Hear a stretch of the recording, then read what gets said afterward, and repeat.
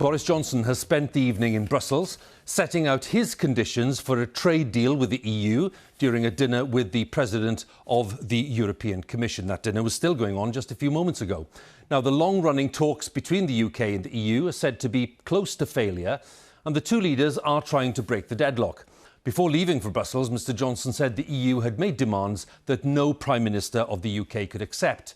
The EU, for its part, said it would soon publish contingency plans in case there's no deal, including measures to keep planes flying between the UK and the EU. Our political editor, Laura Kuensberg, has the latest. After you, Ursula. No, after you. Neither wants to be the first to compromise, nor the first to call it off. You take that mask off, Ursula.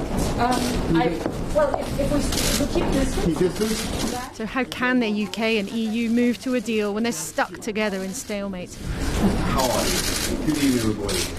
For Boris Johnson, Brexit means not being told what to do, not just when to put his mask on. Put it back on. Let's put it back on immediately. But the EU chief's reluctant to let him keep the perks of the club. You run a tight ship here, Ursula. Quite right too.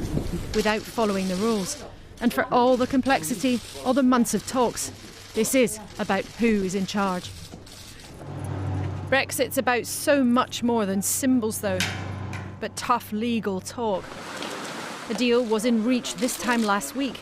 Are you going to compromise, Prime Minister? Did you come for a deal? Are you going to get a deal? But to the Prime Minister's frustration, some EU countries firmed up their approach and talks hit a wall.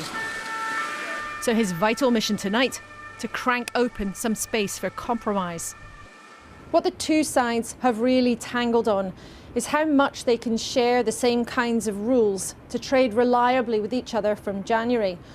And this particular tension over what happens if things go wrong, or one or other side wants to change how they do things in future.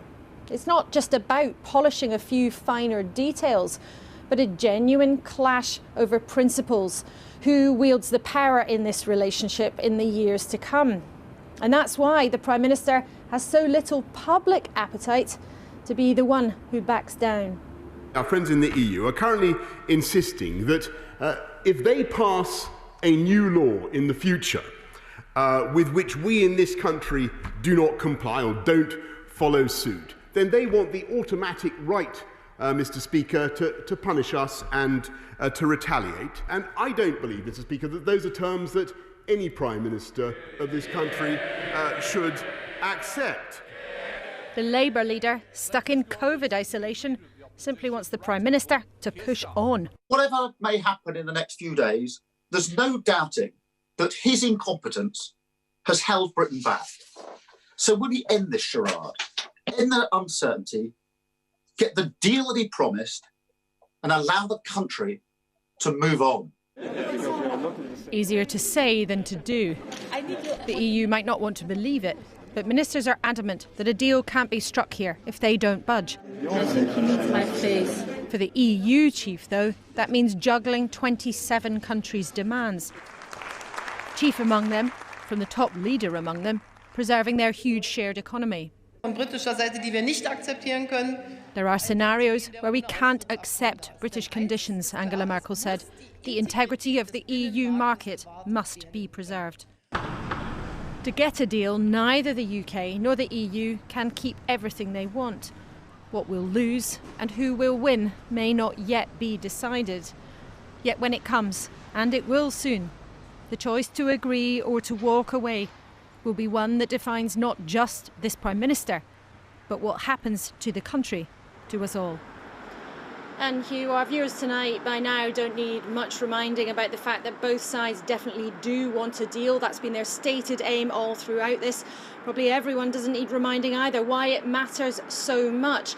You know, we've left the European Union, but we've been in the departure lounge for the whole year, really. That status quo, the transition period, but that runs out in 3 weeks. And without a deal, there could be a real period of disruption, real questions about a hit to the economy, real questions about what happens about our security, and the list goes on and on. That is why tonight the stakes are so high.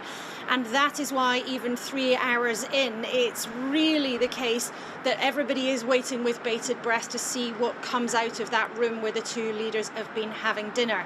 The expectation going into that meeting tonight was the best case scenario would be that they'd be able to find a nudge and a wink to let the negotiators meet again tomorrow to try again to see if they can grind out a compromise of the real clash of principles here. No one was expecting at the beginning of the night that there was going to be anything like a big bust-up. But with total radio silence, we just don't know yet what really has been going on behind closed doors in Brussels.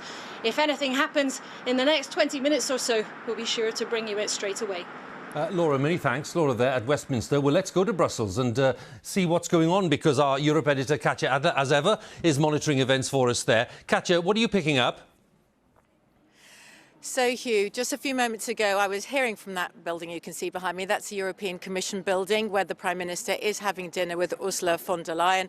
I heard that dinner was expected to wrap up soon, and whether we'd have a statement after it, a joint statement or otherwise, would depend on the mood in the room. Of course, we don't know right now what that mood would be. Normally, in negotiations at this stage, you'd expect those two leaders to say, look, time's running out. We've looked into the whites of each other's eyes for long enough. It's time to make those difficult political compromises to reach a deal. But in this case, it's not as simple as saying, I'll give you a bit of this if you give me a bit of that. And that is because of this fundamental clash of ideologies that we've had in these talks right from the beginning. For the government, it's about national sovereignty after Brexit. They say, we don't want to sign up to another rule book with Brussels after Brexit. We don't want to sign up to new competition regulations. But the EU priority is to protect its single market and the businesses in it. That's why they're insisting on those rules. So what do we think could have been going on in there? We know that both the Prime Minister and Ursula von der Leyen said they wanted a deal. We know neither will want to be blamed if a deal actually doesn't take place. So the prediction is neither break through nor break up. Tonight, tomorrow, the day after, the time to talk hasn't quite run out yet. Katja, thanks. If there's a development, we'll come back to you straight away. But for now, thank you. Now, supermarkets are being given 3 months to prepare for additional checks on goods being transported to Northern Ireland from Britain after the Brexit transition period ends. The agreement reached by the UK and EU is designed to stop food supplies being disrupted next year. Now, when the transition period ends on New Year's Eve, England, Scotland and Wales will leave the EU's single market for goods, but Northern Ireland, in effect, will not. At the moment, there are hardly any checks on goods travelling between Britain and Northern Ireland. But from January the 1st, deal or no deal, there will be new rules governing trade across the Irish Sea, which all companies involved will need to get used to. Our Ireland correspondent Emma Vardy explains a little more. Becoming cut off from Great Britain through new Brexit red tape was one of the biggest fears for businesses in Northern Ireland, because food exported over the Irish Sea will be subject to new checks once Northern Ireland becomes a gateway to the EU. Now, supermarkets will have an extra few months to get their paperwork in order, but smaller companies are still awaiting answers. Retailers like myself, we do probably a third of our business in December for Christmas, and we just have not had a chance to look, at what's happening in Brexit. We've just been trying to get over the year with COVID. The new rules on bringing products into Northern Ireland will apply whether there's a trade deal or not. Today's announcements make the picture a little clearer for companies and what they're having to gear up for. But make no mistake, this all still amounts to a huge shift in the trading status of Northern Ireland for years to come. Today, Michael Gove tried to reassure traders that there would be no disruption to food supplies. British sausages will continue to make their way to Belfast and Ballymena in the new year. And we've also got time for reciprocal agreements between the UK and the EU on agri-food, which can be discussed in the months ahead. It was welcomed by supermarkets after previous warnings the changes could have limited the range of goods they send to Northern Ireland's shelves. We've been preparing for the worst, so frankly, if there had been no deal, we were confident that we would have been able to continue to supply our stores in Northern Ireland, but obviously this should make it easier. For manufacturers that bring raw materials over the Irish Sea, some relief today that new tariffs will be minimised. But like this firm, which makes plastic goods from hairbrushes to aeroplane parts, the real challenge is dealing with new documentation over where their products are sold on.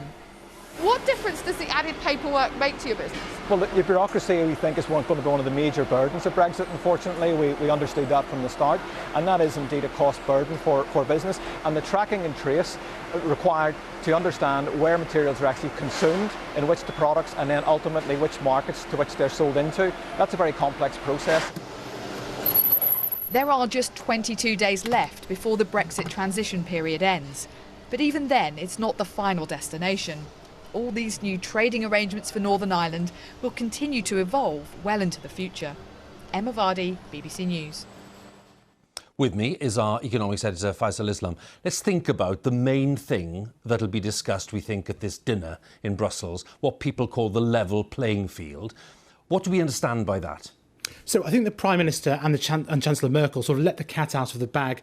That the main issue here is the detail and the strength of what we're talking about, this level playing field. The principle of it has been accepted in the negotiations, I understand. And that means that the standards that we share as a member of the EU, the UK and the EU, they form a floor, those standards over the environment, over climate change, over workers' rights, they form a floor. And if either side go below that by allowing their companies to pollute more or perhaps pay their workers less to get an advantage, that the other side can punish them, penalise them with taxes, I don't know, on British cars or on French wine. So that's been negotiated. The bone of contention here, and it's a big one, is what happens in the future. So if the EU increases its regulations on the environment, for example, and the proposal on the table right now would say if the UK doesn't follow it, then those same penalties can apply. And Boris Johnson, the Prime Minister, railed against that today. Now, there is a compromise, which is this so-called ratchet. If both sides agree, then that forms the new base.